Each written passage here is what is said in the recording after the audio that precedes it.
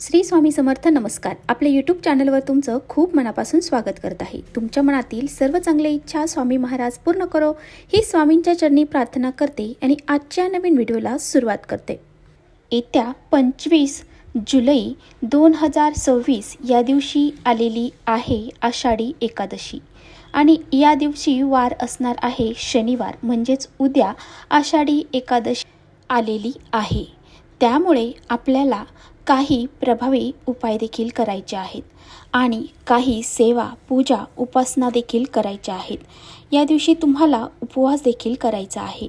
आता तुम्ही आषाढी एकादशीला उपवास नाही केला तरीही चालेल, परंतु ही एक चूक जी आहे तर ती आपल्याला अजिबात करायची नाही. तर ही एक चूक कोणती आहे ती आपल्याला अजिबात करायची नाही. 99% लोकांना ही एक गोष्ट माहीत नाही. बरेच जण काही कारणामुळं या गोष्टींना दुर्लक्ष करतात आणि ह्या चुका जर आपल्याकडून घडल्या तर आपल्या घरातून माता लक्ष्मी पाय काढून घेईल, म्हणजेच आपल्या घरातून माता लक्ष्मी निघून जाईल. त्याचबरोबर आपल्याला पश्चाताप करायची वेळ येईल आणि आपण ह्या गोष्टी पाळणं खूप महत्त्वाचं आहे. तेच आजच्या व्हिडिओमध्ये मी तुम्हाला सांगणार आहे आणि ह्या गोष्टी का पाळायच्या आहेत. त्याचबरोबर आपण उपवास हा करायचाच आहे आणि जरी तुम्हाला उपवास करणं शक्य नसेल तर ह्या ज्या चुका आहेत तर त्या नक्कीच तुम्ही टाळायच्या आहेत. तर कोणत्या चुका ज्या आहेत त्या आपल्याला टाळायच्या आहेत, त्याचबरोबर उपवास कसा करायचा आहे, उपवासाबद्दलची काही माहिती, त्याचबरोबर काही नियम आपल्याला जे पाळायचे आहेत आषाढी एकादशीला त्याचे संपूर्ण माहिती आजच्या व्हिडिओत आपण बघणार आहोत. त्यामुळे तुम्ही व्हिडिओ स्किप न करता शेवटपर्यंत नक्की बघा, जेणेकरून तुमच्यापर्यंत योग्य ती माहिती पोहोचेल. आपल्या चॅनलवर नवीन असाल तर चॅनलला लगेच सबस्क्राईब करा आणि असेच नवनवीन माहितीपूर्ण व्हिडिओ पाहण्यासाठी बेल आयकॉनला प्रेस करा, म्हणजे मी जेव्हा कधी नवीन व्हिडिओ अपलोड करेन त्याचं नोटिफिकेशन सर्वात अगोदर तुम्हाला भेटेल आणि तुम्ही एकही व्हिडिओ मिस करणार नाही. त्याचबरोबर खाली कमेंट्समध्ये ओम नमो भगवते वासुदेवाय नमः हे लिहायला देखील विसरू नका. तर पहा, आषाढ महिन्यातील शुक्ल पक्षातील एकादशीला आषाढी एकादशी किंवा देवशयनी एकादशी असं म्हटलं जातं. तर पहा, ही देवशयनी एकादशी म्हणजे भगवान विष्णू या दिवशी योग निद्रेमध्ये जातात आणि ते 4 महिन्यांनी म्हणजेच कार्तिक महिन्यातील देव उठणी एकादशीला योग निद्रेतून बाहेर येतात. म्हणजेच जो हा 4 महिन्याचा काळ आहे या 4 महिन्याच्या काळाला चतुर्मास असं म्हटलं जातं.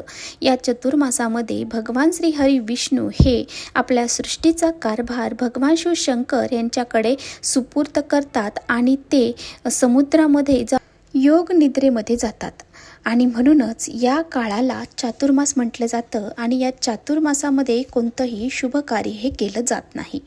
आषाढी एकादशी हा दिवस अतिशय महत्त्वाचा मानला जातो.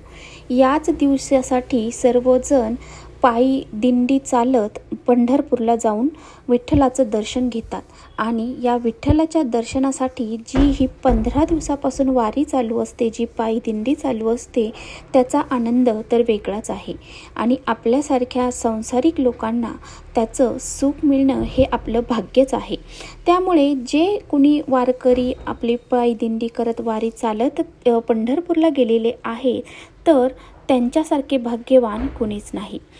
ते असो, तर पहा, तुम्हाला या आषाढी एकादशीच्या दिवशी कोणत्या गोष्टी पाळायच्या आहेत, कोणत्या गोष्टी पाळायच्या नाहीत, तर या सर्व गोष्टींची माहिती आजच्या व्हिडिओत मी तुम्हाला देणार आहे. आता ही जी आषाढी एकादशी आहे तर ह्या एकादशीचा जो प्रारंभ आहे तर तो 24 जुलैला सकाळी 9:13 सुरू होणार आहे आणि या एकादशीची जी समाप्ती आहे तर ती 25 जुलैला सकाळी 11:34 होणार आहे.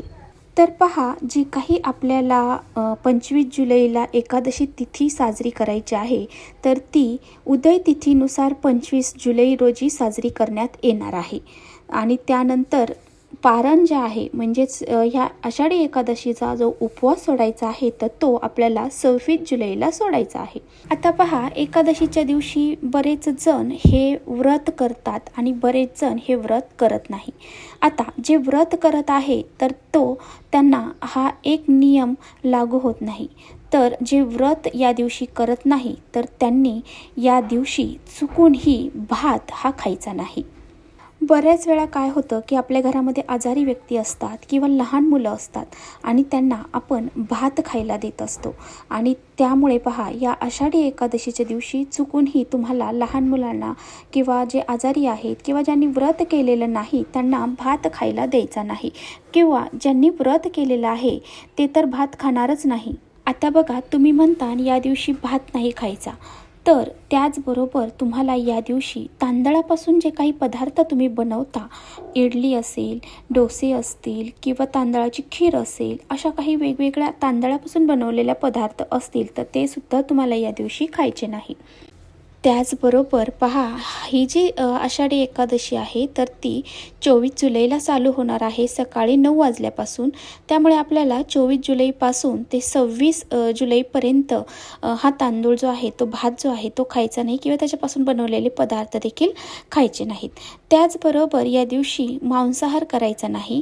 त्याचबरोबर कांदा, लसूण यासारख्या गोष्टी देखील आपल्याला वर्ज्य करायच्या आहेत.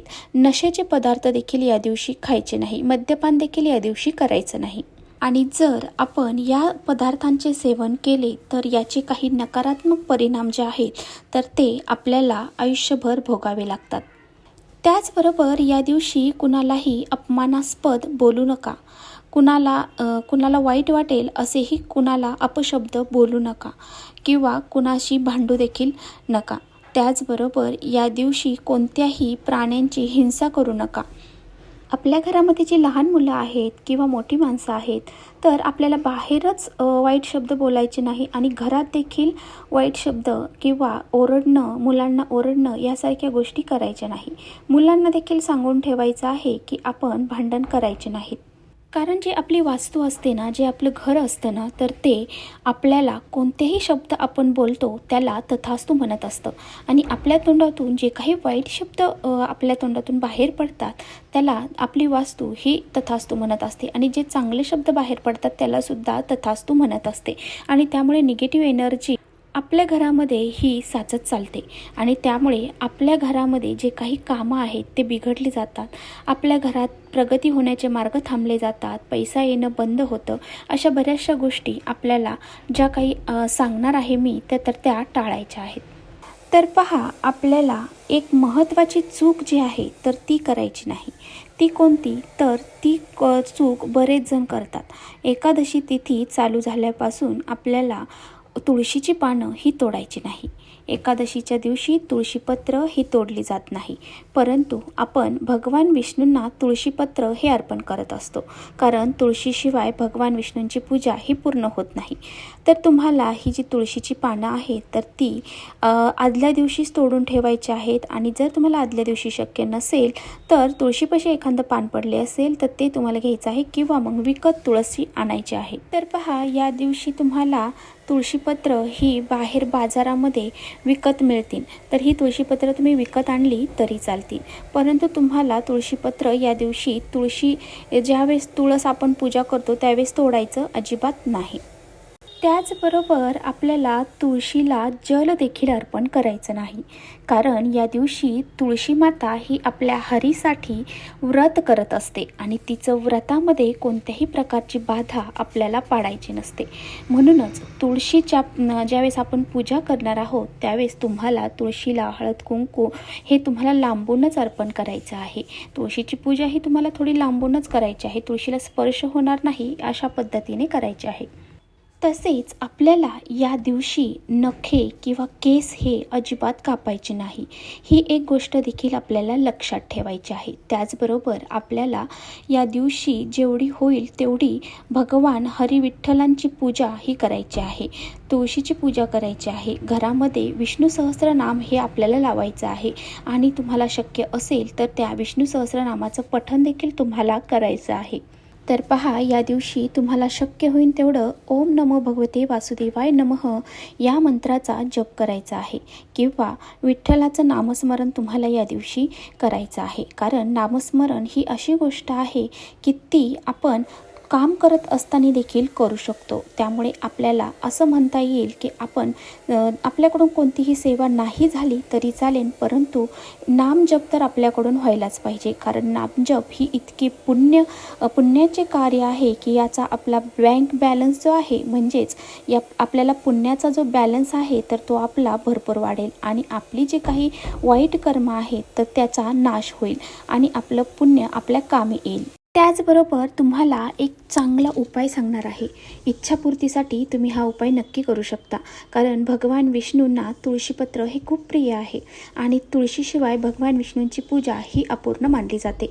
मग तुम्हाला आषाढी एकादशीच्या दिवशी सकाळी लवकर उठायचं आहे, स्नान करायचं आहे. अंघोळीच्या पाण्यामध्ये तुम्हाला काळे तीळ, त्याचबरोबर पिवळी मोहरी, हळद आणि एक तुळशीपत्र टाकून स्नान करायचं आहे. आणि त्यानंतर तुम्हाला देवघरातील देवांची विधिवत पूजा करायची आहे. भगवान श्री हरी विष्णू माता लक्ष्मी यांची तुम्हाला या दिवशी पूजा करायची आहे. भगवान श्री हरी विष्णू यांचा तुमच्याकडे फोटो असेल तर त्यांचा फोटो, किंवा मग मूर्ती असेल तर मूर्ती, किंवा मग तुम्ही आपल्या देवघरात लड्डू गोपाल असेल त्यांची पूजा केली चालेल, किंवा विठ्ठल रुक्माईंची तुमच्याकडे मूर्ती असेल त्यांची पूजा केली तरी चालेल. तर त्यांना काय करायचं आहे, पंचामृताने स्नान वगैरे घालायचं आहे, स्वच्छ पुसून वगैरे घ्यायचं आहे. पाटावरती तुम्हाला त्यांना स्थापित करायचं आहे, दिवा लावून घ्यायचा आहे. त्यानंतर हळद कुंकू अक्षदा अर्पण करायचे आहेत आणि तुम्हाला एक तुळशीपत्र स्वतःच्या हातामध्ये आसन टाकून बसायचं आहे आणि तुळशीपत्र हातामध्ये घ्यायचं आहे. तुमच्याकडे एक असेल तरी चालेल, 11 असतील तरी चालेल, किंवा मग 108 असतील तरी चालतील. आणि तुम्हाला हातामध्ये तुळशीपत्र घेतल्याच्या नंतर तुम्हाला विष्णू सहस्त्रनामाचं एक वेळ पठण करायचं आहे. ओम श्री विष्णवे नमः या मंत्राचं 108 वेळा पठण करायचं आहे आणि तुमची इच्छित मनोकामना बोलून हे तुळशीपत्र भगवान विष्णूंना अर्पण करायचं आहे. दुसऱ्या दिवशी ते तुळशीपत्र तुम्हाला तुमच्या पर्समध्ये ठेवायचं आहे. अशा प्रकारे जर तुम्ही या आषाढी एकादशीला पूजा केली तर तुमचं नक्कीच सर्व इच्छा ह्या नक्कीच पूर्ण होतील. त्यामुळे अशा पद्धतीने हा एक उपाय करायला अजिबात विसरू नका. श्री स्वामी समर्थ.